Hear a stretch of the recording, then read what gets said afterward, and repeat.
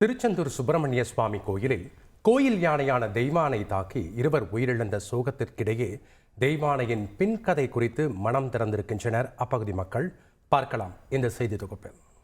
சாமிக்கு முன்னாடி அது கம்பீரமாக வரும், சிவன் கோயிலுக்கு வரும், அங்கேருந்து சாமி சப்பரத்தை தூக்கிட்டு வரும், அங்கேருந்து ரதவதியை சுற்றும், பரிவட்டம் கட்டி சாமிக்கு போகும்போதெல்லாம் தோரணையாக போகும்.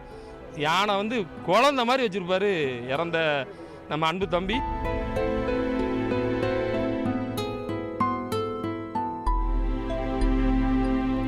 சாமிக்கு முன் கம்பீரமாய் ரத வீதிகளில் வலம் வந்த பெண் யானை தெய்வானை தாக்கியதில் யானைப்பாகன் உட்பட இருவர் உயிரிழந்திருக்கும் சம்பவம் பெரும் சோகத்தை ஏற்படுத்தியிருக்கிறது.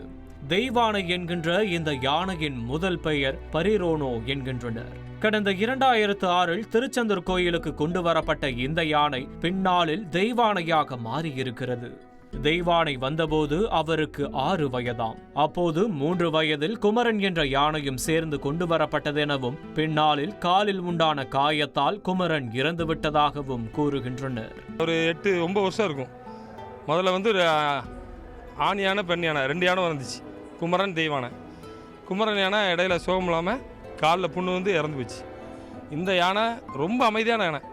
இன்னைக்கு என்ன கெட்ட நேரமோ அவங்களுக்கு நடந்திருக்கு. அதாவது உதயம் அந்த யானையை புள்ள மாதிரி வச்சிருப்பாப்புல. முதல்ல வந்த உடனே இந்த திருச்செந்தூரில் 2 யானையுமே ஓடிட்டு தெருவுக்குள்ள பக்கத்தில் இவங்க தான் போய் கூட்டிகிட்டு வந்தாங்க குட்டியில். தெய்வானையின் கால் மாட்டில் தன் பேரனை நிற்க வைத்து படம் பிடித்த தான் தற்போது பழம் கொடுக்க வந்த இருவரை தெய்வானை தாக்கி இருப்பதை அறிந்து அதிர்ச்சி அடைந்திருப்பதாக கூறுகிறார். சொல்லப்போனால் என் பேரன் காலுக்கு முன்னாடி வச்சிருக்கேன், என் பேரனை ஒன்றுமே செய்யலை. இன்னைக்கு அவங்க பழம் கொடுக்க போயிருக்காங்க, அதுக்கு அடிச்சிருக்குன்னா அதான் தெரியல. அதாவது வந்தது அவங்க உறவினர் புது ஆள், அவங்கள அடிக்க போனதில் தான் நம்மால் வேற ஒன்று நம்ம உதயன் தடுக்க போயிருக்காப்புல. தடுக்க போன இடத்துல யானைக்கு கோவம் வந்திருக்கு, அவ்வளோதான். பாகன் இறந்ததை அறியாத தெய்வானை அவரை காணாமல் கண்ணீர் விட்டதாகவும் 1/2 மணி நேரம் சாப்பிடவில்லை எனவும் தெரிவிக்கிறார். யானை பாகன் இறந்தது ரொம்ப வேதனை. யானை இன்னைக்கு கண்ணீர் விட்டுருக்கு. 1/2 மணி நேரம் அது சாப்பிடலை. இப்போ தான் அது இலையை சாப்பிட்டுட்டு இருக்கு. இந்த விபரீத சம்பவம் மனதை கலங்கடித்திருக்கும் நிலையில் மாவட்ட வன அலுவலர் தலைமையிலான மருத்துவ குழு தெய்வானையை மருத்துவ பரிசோதனை செய்ய இருப்பது பெரும் சோகத்தை ஏற்படுத்தியிருக்கிறது. ஏன்னா இந்த மாதிரி ஒரு சம்பவம் இதனால் வரை நடந்ததே கிடையாது.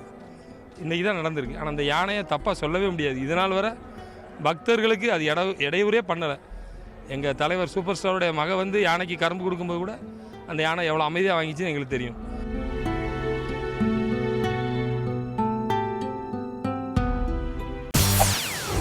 செய்திகளை உடனுக்குடன் தெரிந்து கொள்ள உடனே சப்ஸ்கிரைப் பண்ணுங்க.